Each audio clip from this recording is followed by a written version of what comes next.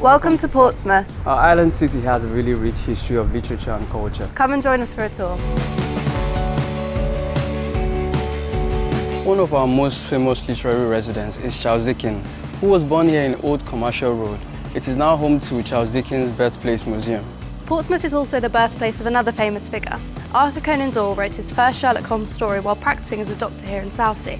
Now you can walk in his footsteps while doing a spot of shopping on Elm Grove. Thinking of shopping, our popular Gunworth Keys features in Graham Hurley's D.I. Faraday crime novel, The Take. Graham Hurley is a friend of the English Literature program. If you study with us here at the University of Portsmouth, you may get a chance to work with him in class. There is literally an ocean at the end of this lane.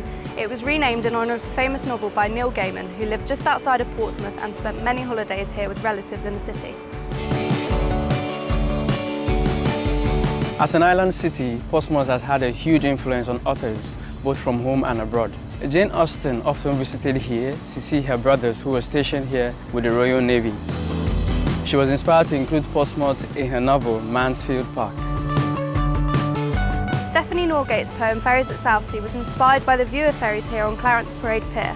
Her poem is strongly rooted in the local area but also tackles global issues of immigration. And Portsmouth naval history means we can't shy away from the topics of race and slavery.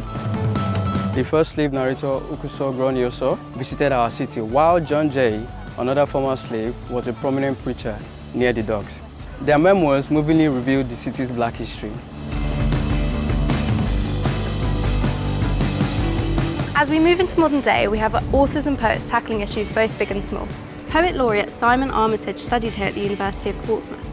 Local poet Denise Bennett has written on Portsmouth Jewish history, and Fatima Bhutto featured Portsmouth in her contemporary novel on Islamic culture. As well as its fabulous literary history, Portsmouth also has a really vibrant creative writing community, and you can be a part of it if you decide to study here. Our final stop is the Milldam Building. Originally a mill pond, it was featured in a long-forgotten novel by Walter Besant, who was a contemporary of Charles Dickens. The Navy drained the ponds and built officer quarters here. Then it changed hands and became home to the English literature team at the University of Portsmouth. Which means Portsmouth is home to the next generation of writers, thinkers and world shapers. We hope you'll join us.